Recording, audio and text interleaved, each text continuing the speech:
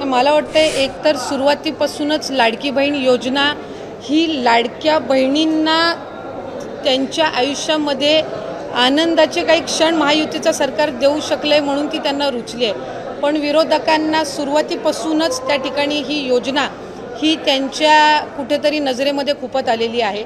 साधारणपणे या संदर्भातला आम्ही वारंवार राज्याचे मुख्यमंत्री फडणवीस साहेब असतील, उपमुख्यमंत्री शिंदे साहेब असतील, अजितदादा असतील आणि विभागाची मंत्री म्हणून मी सुद्धा असेल, आम्ही साधारणपणे माध्यमांना वेळोवेळी या संदर्भातली माहिती ही देत आलेलो आहोत। पण बऱ्याचशा वेळेला असं होतं की काही एखादी गोष्ट आली की त्या संदर्भातला एक गैरसमज या योजनेच्या बाबतचा निर्माण करण्याचा वारंवार हा प्रयत्न होत आहे। साधारणपणे ही योजना 28 जून 2024 मध्ये त्या ठिकाणी घोषित झाली। 1 जुलैपासून त्या संदर्भातले फॉर्म भरण्याची सुरुवात झाली। पहिल्या टप्प्यातले 2-3 महिन्याची लाभार्थ्यांची संख्या साधारणपणे 1,33,00,000 होती, जे 17-18 ऑगस्ट 2024 मध्ये लाभ आम्ही वितरित केला। त्याच्यानंतर 15 ऑक्टोबरपर्यंत त्याच्या रजिस्टरच्या संदर्भातली जी काही मुदत होती ही त्या ठिकाणी सरकारच्या वतीने देण्यात आलेली होती। आणि या आधी सुद्धा प्रत्येक वेळेला ज्या वेळेला आम्ही स्क्रुटिनी ही जी प्रक्रिया आहे ही साधारणपणे सातत्याने चालणारी प्रक्रिया आहे। याचं कारण असं की वेगवेगळ्या विभागाचे जे डेटा असतात याचा ॲक्सेस त्या पर्टिक्युलर डिपार्टमेंटलाच असतो, त्या विभागालाच असतो।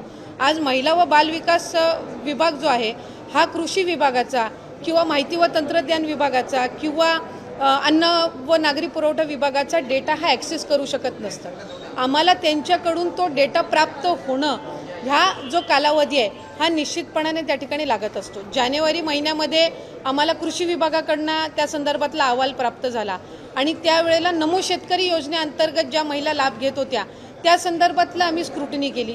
6-7 लाखाचा डेटा त्यावेळेला मिळालेला होता आणि त्या 6-7 लाखापैकी साधारणपणे 5 ते 5.5 लाख अशा महिला होत्या ज्या नमो शेतकरीचाही लाभ घेत होते आणि आपल्या लाडकी बहीण योजनेचाही लाभ घेत होत्या।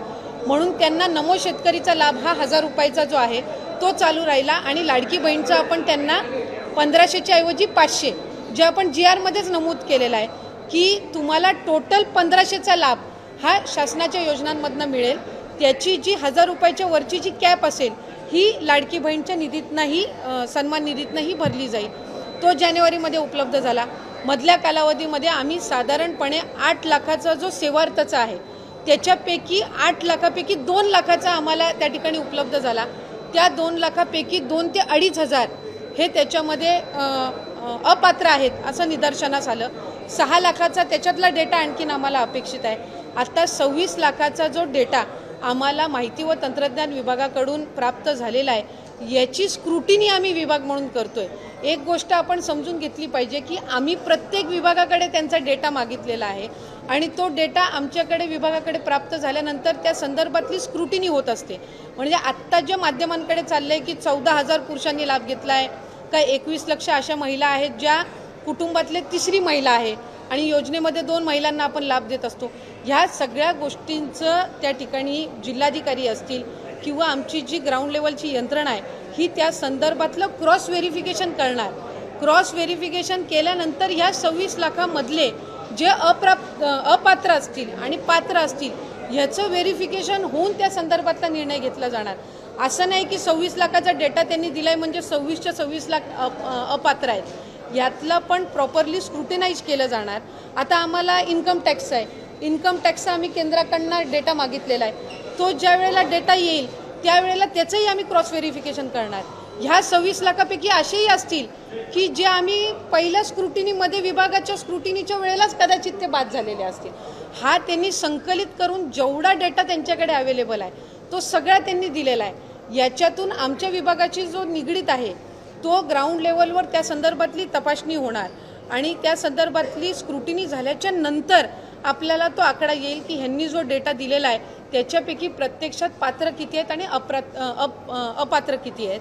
आणि आत्ता जो आपल्याला साधारणपणे जो काही 14,000 पुरुषांनी लाभ घेतलेला आहे किंवा काय ह्या संदर्भातली सुद्धा जिथपर्यंत आमच्याकडे ग्राउंड रिपोर्ट येत नाही तिथपर्यंत हे आकडे जे आहेत हे IT विभागाने आम्हाला दिलेले आहेत।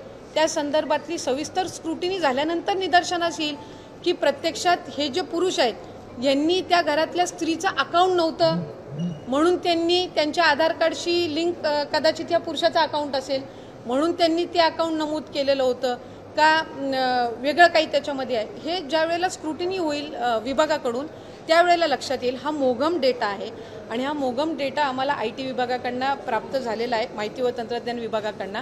कारण त्यांनी प्रत्येक जो डेटा आहे वेगवेगळ्या डिपार्टमेंटचा त्यांच्याकडे जो अवेलेबल आहे तो त्यांनी त्या विभागाला दिलेला आहे आणि त्याच्यातला हा एक भाग आहे.